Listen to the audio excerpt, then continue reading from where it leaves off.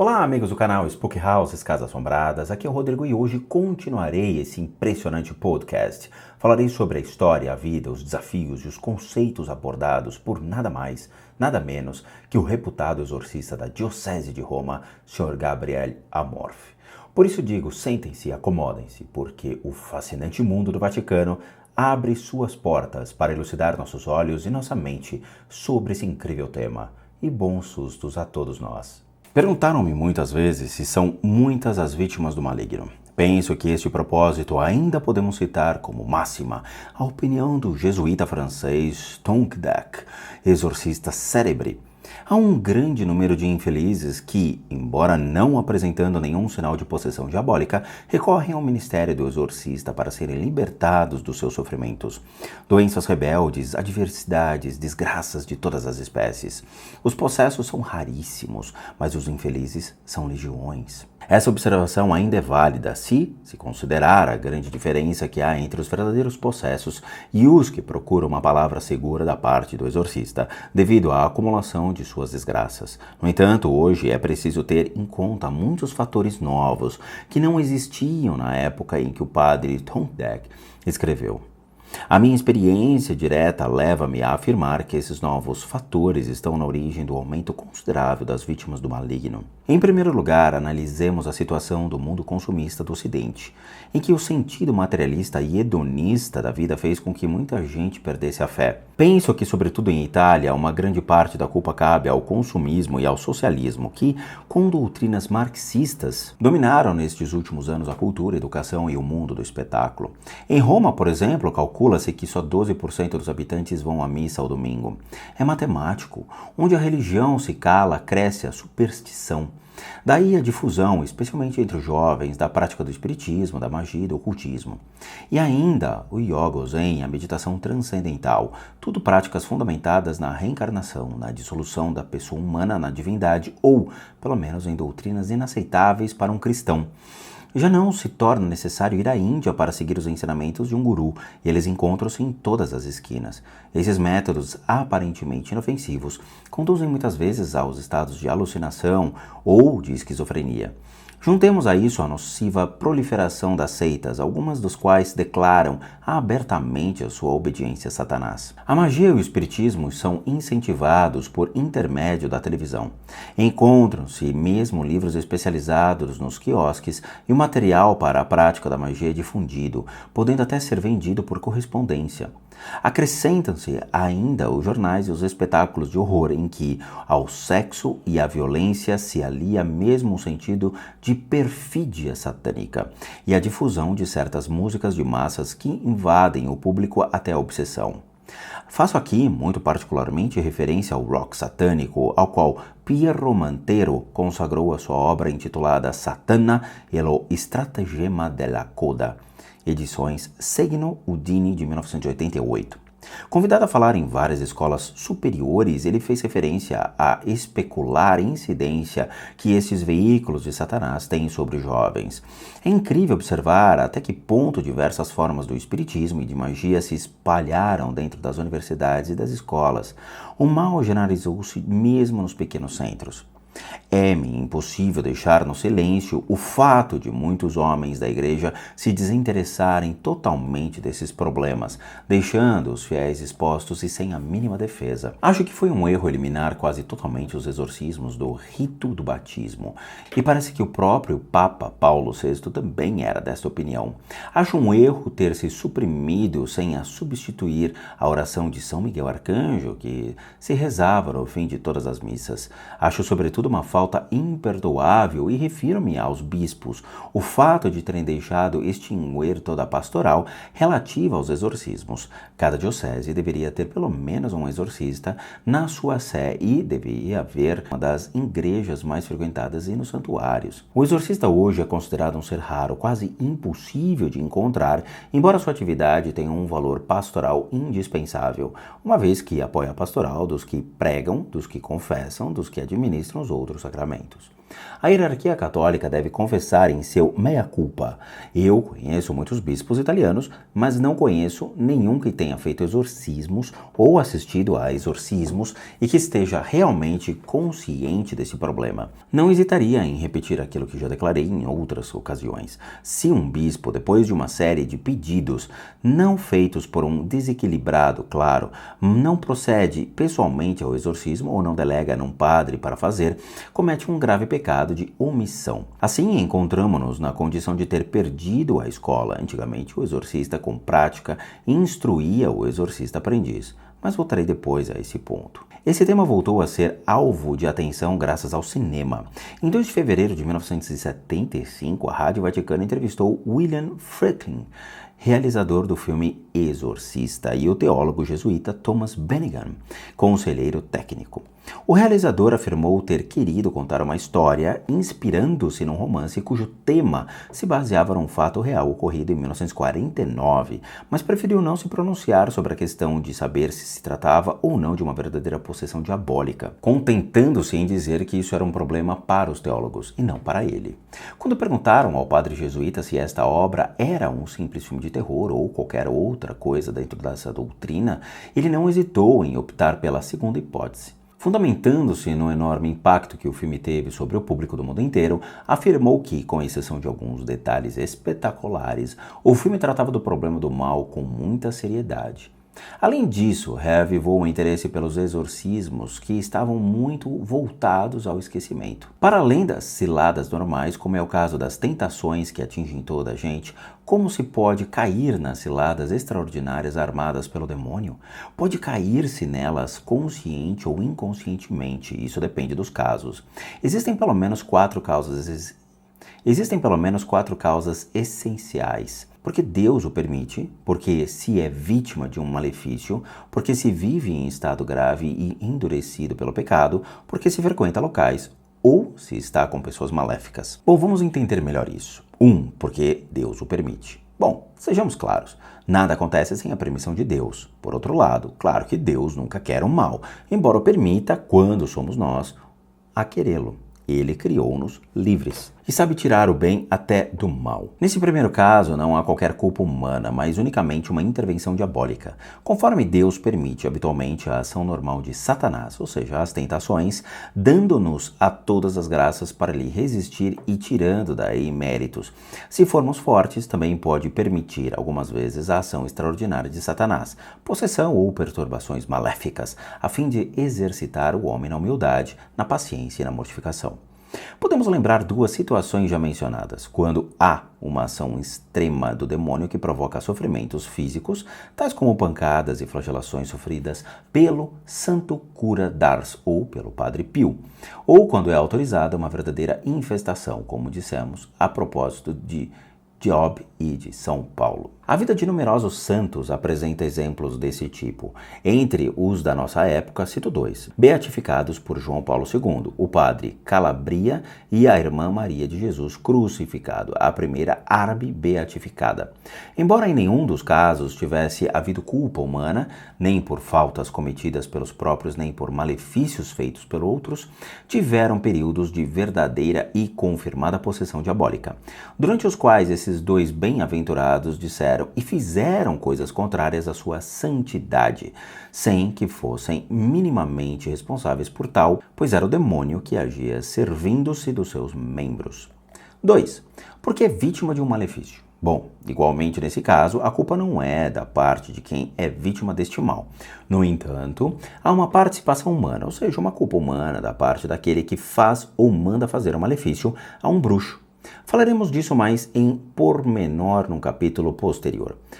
Por agora, será suficiente dizer que o malefício consiste em prejudicar alguém através da intervenção do demônio. Pode revestir diferentes formas: amarração, mal-olhado, maldição, mas confirmamos que o meio mais utilizado é a bruxaria, o chamado trabalho, e que esta é responsável pela maioria dos casos de possessão ou outras perturbações maléficas. Na verdade, não sei como é que conseguem justificar-se os eclesiásticos que afirmam não acreditar em bruxarias e ainda tenho mais dificuldade em compreender em que medida que podem socorrer os fiéis que lhes aparecem incomodados com estes males. Bom, muitas pessoas admiram-se que Deus permita tais coisas. Bom, Deus criou-nos livres e nunca renega as suas criaturas, mesmo as mais perversas. No fim, faz as suas contas e dá a cada um o que merece. Porque cada homem será julgado segundo as suas obras. Entretanto, podemos usar bem a nossa liberdade e receber méritos por isso, ou podemos usá-las mal e ter culpas. Podemos ajudar os outros ou prejudicá-los através de inúmeras formas de mal, sendo o mais grave o de pagar a um assassino para que o mate uma pessoa. Deus não age para o impedir. Pode também pagar-se a um bruxo ou a um feiticeiro para que ele faça um malefício a uma pessoa. Nesse caso, também está previsto que Deus o impeça, ainda que na realidade isso aconteça muitas vezes. Por exemplo, quem vive na graça de Deus e reza com fervor está muito mais protegido do que aquele que não pratica ou, pior ainda, que vive habitualmente em estado de pecado. Digamos que, como já tivemos ocasião de repetir, o domínio das bruxarias e dos outros malefícios constitui o paraíso dos vigaristas. Reina a mentira e a verdade é a exceção. Terreno de predileção dos vigaristas, esse setor também atrai muitas pessoas sugestionáveis e as mentes fracas. Por isso, é importante que o exorcista, assim como todas as pessoas de bom senso, se mantenham atentas.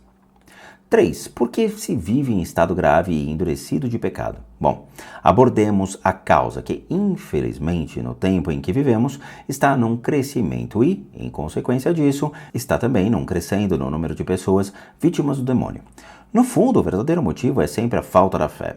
Quanto mais a fé diminui, mais a superstição aumenta. É um fenômeno, por assim dizer, matemático. Creio que o Evangelho nos propõe um exemplo emblemático na figura de Judas. Era ladrão. Não se imagina quantos esforços fez Jesus para o corrigir e o pôr no bom caminho, obtendo sempre recusas e obstinação nesses vícios, chegando mesmo ao cúmulo de perguntar: quanto me pagareis se vou-lo entregar? E eles prometeram-lhe 30 moedas de prata. E pode ler-se esta frase terrível durante a ceia. Então Satanás entrou nele. Trata-se, sem sombra de dúvidas, de uma verdadeira possessão diabólica. No estado atual de desmembramento das famílias, atende casos em que as vítimas eram pessoas que tinham uma vida matrimonial desordenada, além de outras faltas. Recebi mulheres que, além de outros, tinham cometido várias vezes o crime de aborto. Tive casos de pessoas que, além de perversões sexuais aberrantes, se tornaram culpadas de atos de violência. E tive também casos de homossexuais que se drogavam e que caíram noutras ciladas ligadas à droga. Parece-me quase desnecessário dizer que, em cada caso, há caminhos de cura, só se inicia por meio de uma conversão sincera. Item 4. Por que se frequenta locais ou se está com pessoas maléficas? Bom, nesta expressão abranjo a prática ou a assistência a sessões de espiritismo, de feitiçaria, de cultos satânicos ou seitas satânicas, em que as missas negras constituem o ponto culminante, a prática do cultismo.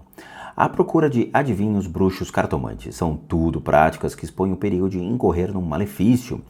Ainda é pior quando se deseja estabelecer uma ligação com Satanás. Existe a consagração de Satanás, o pacto de sangue com Satanás, a frequência de escolas satânicas e a nomeação de sacerdotes de Satanás. São práticas em que, infelizmente, se tem notado um aumento mesmo numa explosão, especialmente nestes últimos 15 anos. No que se refere à procura de bruxos e similares, há um exemplo muito frequente. Uma pessoa sofre de um mal que a torna rebelde a todo tratamento, ou então nota que nem tudo que se faz se sai mal. Pensa ter algo de maléfico que a bloqueia. Dirige-se então a um cartomante ou bruxo que lhe diz: fizeram-lhe um bruxedo. Até aqui os gastos são poucos e o perigo nulo, porém logo a seguir o seu interlocutor prossegue nesses termos: se você quiser, eu o liberto e isso fica-lhe em 500 euros. É por vezes ainda mais.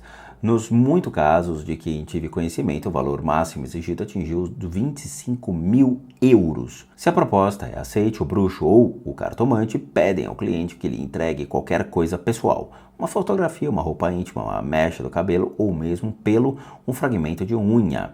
Nesse momento, o mal está feito. Devo fazer referência a uma coisa: muitas pessoas caem nisso porque sabem que certas senhoras de virtude estão sempre na igreja, ou porque vem o consultório dos bruxos atafulhados de crucifixos, de nossas senhoras, de santinhos, de retratos de padre. Asseguram-lhe, entretanto, eu só faço magia branca.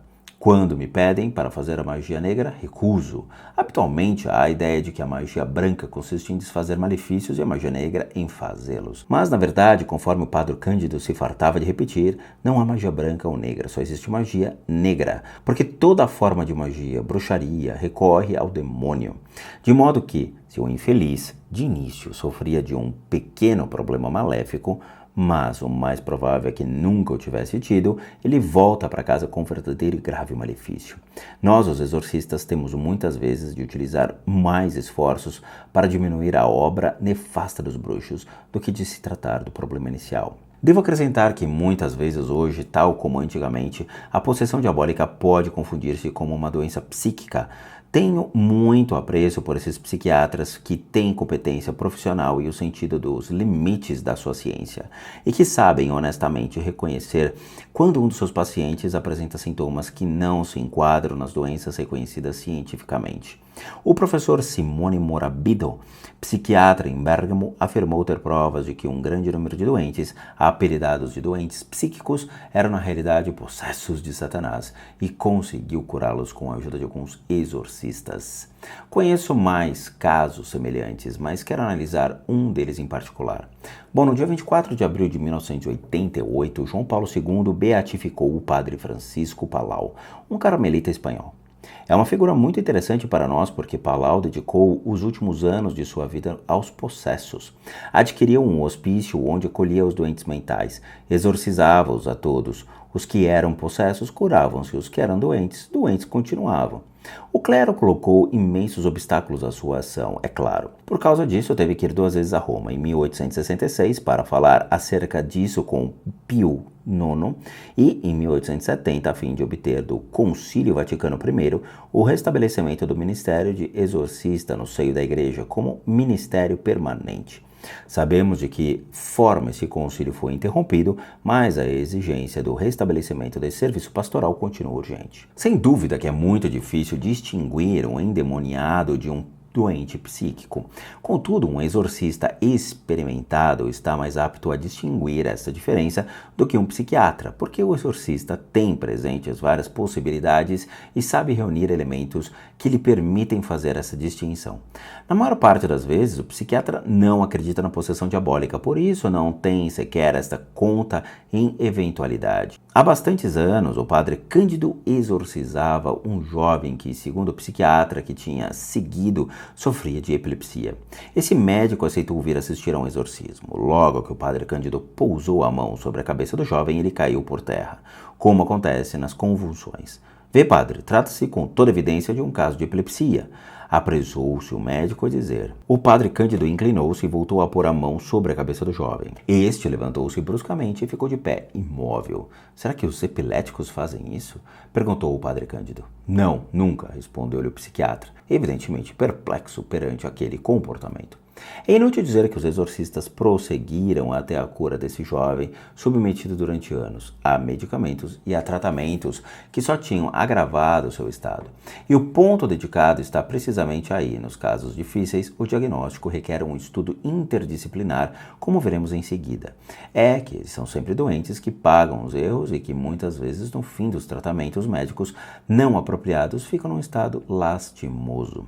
Aprecio imenso os sábios que, mesmo sem serem crentes, reconhecem os limites de sua ciência. O professor Emílio Servadio, psiquiatra, psicanalista e parapsicólogo de renome internacional, fez declarações interessantes à Rádio Vaticano em 2 de fevereiro de 1975. A ciência deve parar perante aquilo que seus instrumentos não podem verificar nem explicar. Não podemos definir exatamente esses limites, porque não se trata de fenômenos físicos, mas creio que todo cientista digno desse nome sabe que seus instrumentos não vão para além de um certo ponto. No que se refere à possessão demoníaca, só posso falar em nome próprio e não em nome da ciência. Parece-me que, em certos casos, o caráter maligno e destruidor dos fenômenos atinge um nível tão específico que é verdadeiramente impossível confundir esse tipo de fenômenos com aqueles que os especialistas, sejam parapsicólogos ou psiquiatras, registram nos casos do tipo poltergeist ou outros. Para dar um exemplo, isso seria comparar um garoto traquina com um criminoso sádico. Há uma diferença que não se pode medir com fita métrica, mas que se pode facilmente perceber. Creio que um homem de ciência deve admitir a presença de forças que escapam ao controle da ciência e que a ciência, como tal, não é capaz de definir. Bom, meus amigos do canal, esse foi mais um capítulo desse incrível livro e dos conceitos que estão por vir e que compõem a base do Vaticano sobre aqueles que seguem o caminho do combate contra o mal. Espero que tenham gostado e quero vê-los no próximo capítulo. Grande abraços a todos e bons sustos!